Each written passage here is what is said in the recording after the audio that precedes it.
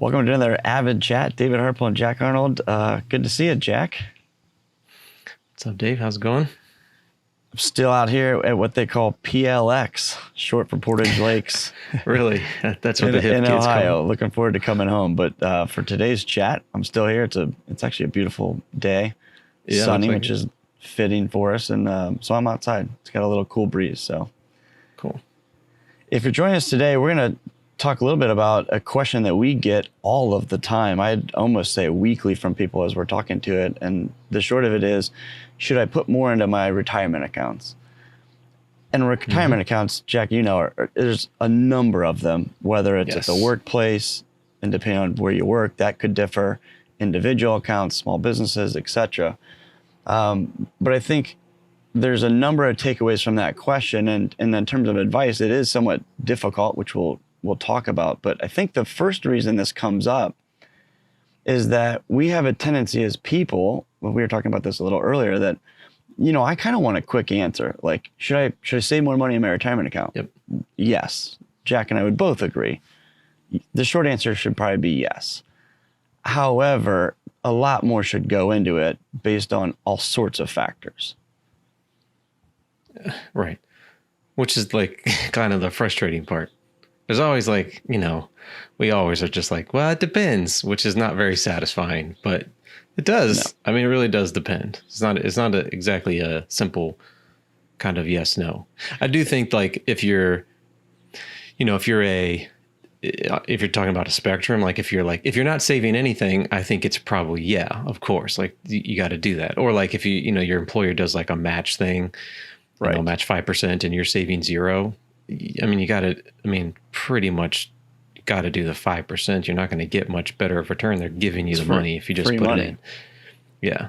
And those are kind of no-brainers of things to do for the most part. But, you get beyond that, then it's well, I don't know. It depends on your kind of personal situation. Right. Well, let's talk a little bit about some type of accounts, because I think, terms are thrown out all the time. If you're working for someone, the employer might offer a 401k or a 403b if it's a nonprofit. And that basically is the ability to save money in an account that defers the taxes at a future date. So you don't pay it in your income tax rate today, but down the road, when you pull the money out, you're taxed at it. And that in itself is something to look at, because one, we don't know where taxes are going to be in the future, but we might be able to have an understanding of where is our tax rate personally compared to what we would need in quote unquote retirement. Right? Yeah. So they do offer, you can do a Roth 401k now. They do offer that. So you can do it, it would be post-tax. That's true. So it'd be, let's say you put $1,000 in there. Is that pre or post-tax? Pre-tax would be kind of what you would think is your traditional 401k or 403b, where it comes out, you don't pay income tax on it before it goes in. So it's pre-tax. While it's in there, it grows tax deferred, meaning any income that the investments pay, or if you buy and sell things, there's no tax, on and on. And then when you take it out at the end, you pay tax, whatever your income tax rate is at the time. Right. Which, if you're 60, maybe you're a little bit closer to taking it out. If you're 30, well, you've got some time. So long time.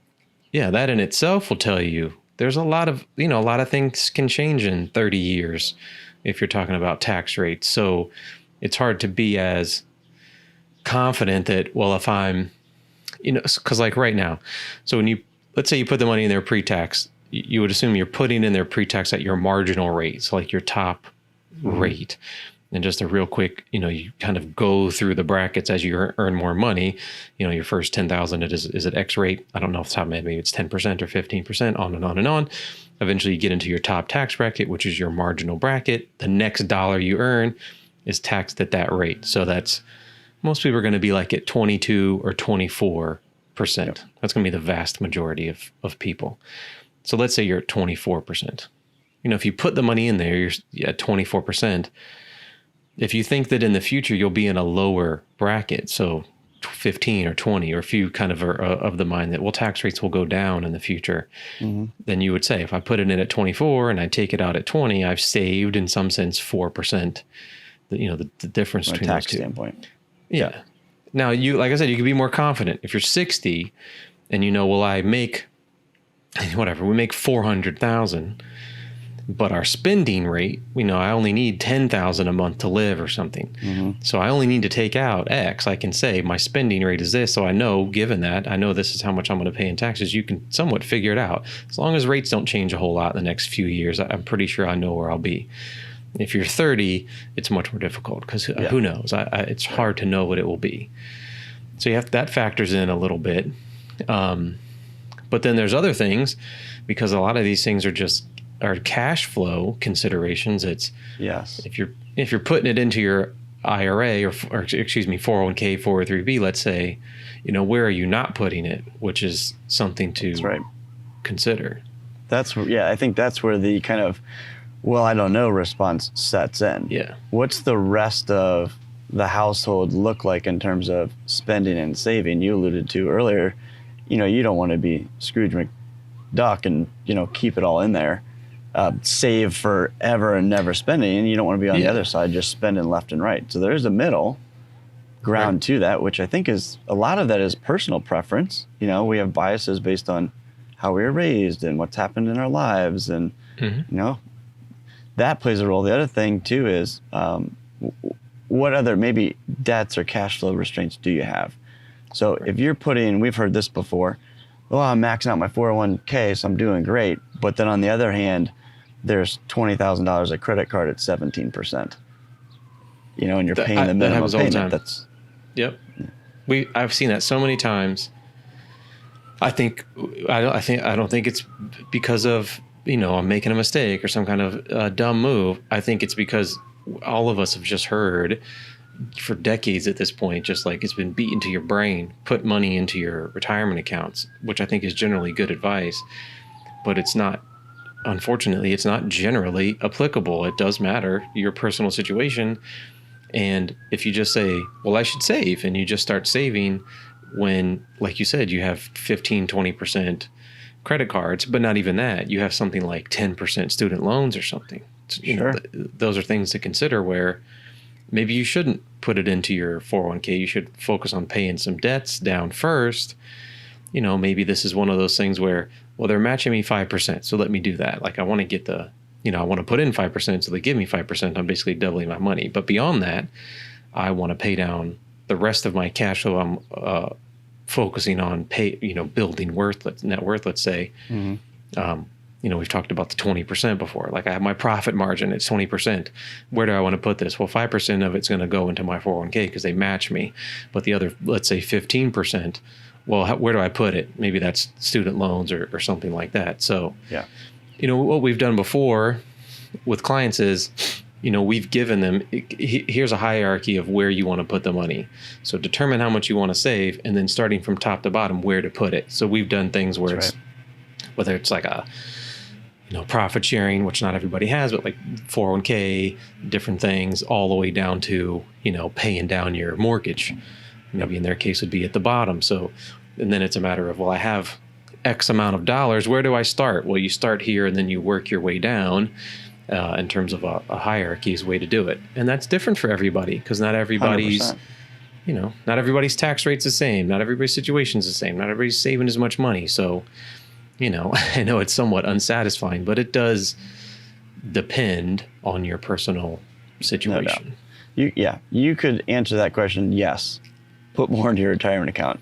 It probably wouldn't be end of the world no matter what. But to give the best concrete advice for yourself, or to know the answer for yourself, it really does start with what we talk about all the time. What am I trying to accomplish? Where do I currently stand today? And where am I trying to go? Because we've even seen, in business owners, we're small business owners. Should we have a retirement plan at our place of work? Should we offer that to employees? And we've seen people jump into them because of any number of reasons. Saving money on taxes, extra cash flow, employee retention. But then what happens 2-3 years down the road, things change and you need the money, or you can't put the money in it. And then trying to back out of these things are actually more detrimental than just taking the time up front to say, okay, what are we really trying to accomplish? And I think that's where we have a hard time when somebody asks us, hey, do you think I should max out my 401k? You're like, Yeah. man, how much time do we have today to talk about this? Yeah, there's just so many things. There's, do you have, are you buying a car? There's just so many things. Like, where is your cash flow going? That's why generally I would say that, you go back to the beginning and say, well, obviously, what are you trying to accomplish? But once you kind of get an idea of what that is, which does matter, if you have younger kids and you have a kid that's going to college, or there's all these things you have to consider, what are you going to do with your cash flow? But once you figure that out, it's a matter of, I have X amount of dollars that I'm going to commit to building, let's say, whatever that is. Then you decide what's the best way to allocate this money. And then if something changes, you get a raise, or, who knows, you switch jobs, or, it could be any number of things. Your income goes up. Then you reevaluate. Well, now I have more money now that I want to set aside. Let me go back to my, let's say, hierarchy of places to put my savings. And if I've capped one out, well, let me go to the next one and kind of work your way down. That's a little bit better. You give yourself a little bit more of a framework, because then when stuff comes in, you just say, well, let me look at my framework that I set up. Yes. This is where that would go, versus, just randomly. Should I just throw it in my 401k? Maybe. I don't know. It depends. And I think taking even that, you could take that to the next level, is you have these lists of places to put the money, and then you get a random bonus or some sort. Maybe preset, how much of that are you going to save versus how much are you going to spend, right? We've done this with ourselves. We've done this with clients, that any random money that comes in, tax return, bonus, whatever it is, maybe you save half of it and spend half of it, or you save 80% of it and spend 20, or, that's going to be person specific as well. But that also takes some, what I would say, uneasiness out of it, that if I get an extra $1,000 for whatever reason, 500 of it, I'm just going to save 500. And the other 500, you know what? I want a new pair of shoes. Want to take the kids to the park, whatever it is. And that helps with, I think, some just normal anxiety of, what do I do with my money type of thing. Yeah. Having those rules set up prior it's just easier to think those things through when you're in a little bit of a, I guess what you'd call like a cold situation, where you're not, when you have the money in your hand, if you get in your hand and then you're trying to make the decision, much more difficult. Yeah. But if you figure it out ahead of time and you write it down, and, obviously you got to be disciplined, but it's just much more easier to set the rules up ahead of time. So I think what I would say is, this could be much more complicated, whether you're using Roth contributions. It could be a lot more complicated, but whatever it is, I do think if you can set up a little bit of a hierarchy of where to put your money, because it is going to be dependent on you. And then as you get paid, you can start to say, well, if I get this extra money, where should I put it? And you could, for some people, that is going to be put it into a tax deductible, tax deferred type of account. For some, it's not. For some, maybe it's more of a Roth, where I don't get a tax deduction, but I do get some tax deferral. Maybe for other people, it's not. It is going to depend on your situation. But you can set up a little bit of a hierarchy, where this is the number one place, this is number two, all the way down to, whatever, shove it in a savings account or something. Right. And if you just write that down, you'll have a little bit more framework. That way, if you get paid more, something comes up or whatever, you'll say, well, if I have more, this is the top thing, and I can work it that way.